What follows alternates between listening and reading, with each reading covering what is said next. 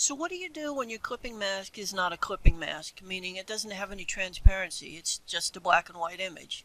There's a couple methods. The end result would be the same as if you used a clipping mask, but you're not anymore. One method involves blend modes. I'll save that for another video because it can be confusing to some people.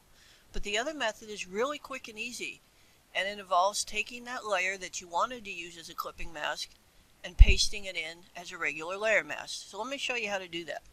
Now it might seem like a lot of steps, but it's not really, and once you do it a couple times it'll be a piece of cake. And I've also written them down, so I'll save that for you. But here's the gist of what you need to do.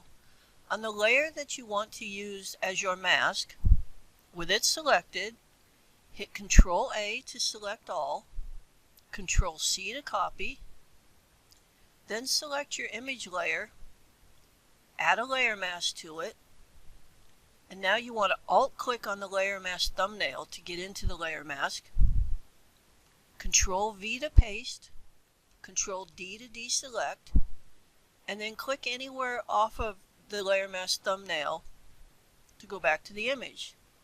If I turn off the bottom layer, you'll see you ended up in the exact same place you would have if your clipping mask had transparency.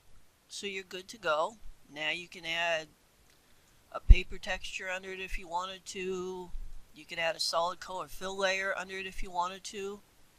And the reason I use a solid color fill layer as opposed to edit fill or the paint bucket tool is you can see immediately on screen whether the color you're choosing is the right one or not. And you just click around. You can click in the image to pick a color from the image, and it's a lot quicker. The gist of which is that you have taken what would have been your clipping mask and pasted it into the layer mask thumbnail, and it achieves the same end result. It just took a different route to do it. And I know somebody's going to ask, well, Julie, that's great if my black and white image is like this, but what do I do if it's like this? Not to worry. You do the exact same thing with one additional step. You can do the additional step in the beginning or the end. It doesn't matter. The result will be the same. And by that I'll show you. I'll do it at the beginning just to show you. With the layer to be used as your mask selected, hit Control I to invert. And now you're right back to where you were in the first image we did. And you just carry on as you did before. But let's say you wanted to do it at the end. So I'll hit Control I to put it back. And we'll walk through that again.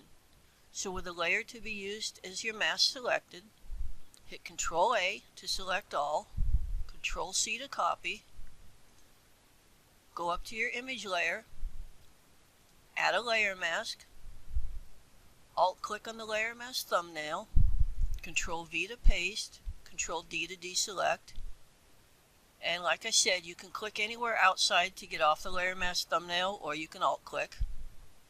And here's where you are. And you're looking at it going, well, that's backwards. And you're right. So all you have to do is with a layer mask thumbnail, Control I to invert. And again, you're right back to where you started. I can see, though, that there might be times that you want to leave it not inverted, so put it back where it was. You may want it this way. And one reason, let me see, we'll duplicate the layer. Turn off the layer thumb mask on the bottom one, on the top one. Add a curve, clip it to it. And I just darkened up the edges. So now you have the edges, let me zoom in here.